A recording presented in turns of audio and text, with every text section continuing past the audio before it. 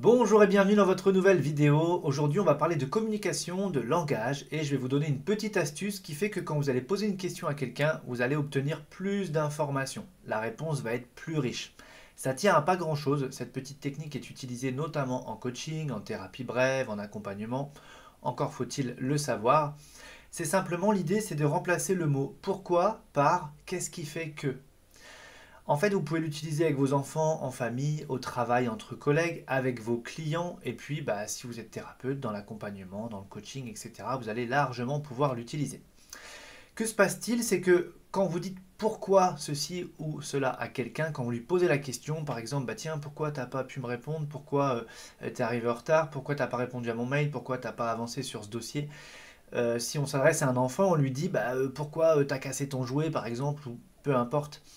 Eh bien, on va remarquer que c'est presque accusateur. Et en fait, la personne, quand vous lui demandez pourquoi ceci ou cela, tout de suite, elle doit se justifier comme pour rendre des comptes, en fait. Et ce qui fait que c'est bloquant, on pourrait dire, à l'intérieur, et ça va freiner la personne à développer sa réponse et à y aller en toute spontanéité.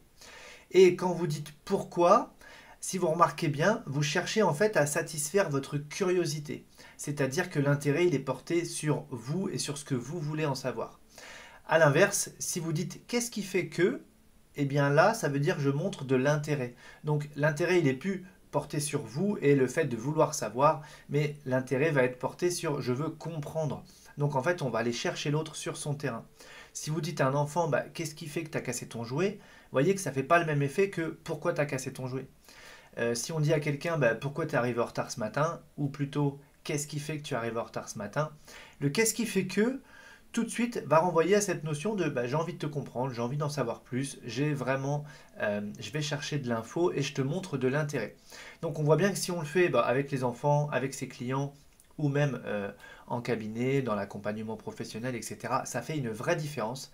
Et c'est-à-dire que moi vraiment, alors encore plus dans mon métier, mais j'ai vraiment retiré le pourquoi de mes questions. Parce que j'ai bien remarqué et je l'ai testé que quand vous avez quelqu'un en face, vous dites pourquoi ceci, pourquoi cela, vous voyez, c'est tout de suite t'es bête ou quoi, pourquoi t'as fait ça, vous voyez ce que je veux dire.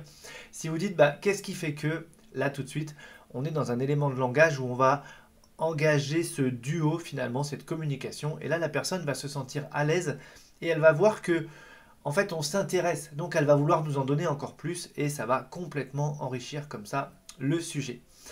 Voilà, il n'y a pas plus à en dire, vous avez vu, c'est tout simple, il suffit juste de l'appliquer, tester le pourquoi et le qu'est-ce qui fait que, voyez la différence, et puis si vous voulez mettre des commentaires, si peut-être vous employez déjà ça, eh bien venez commenter avec grand plaisir. Voilà, le pouce en l'air comme d'habitude si la vidéo vous a plu, et on se retrouve déjà demain.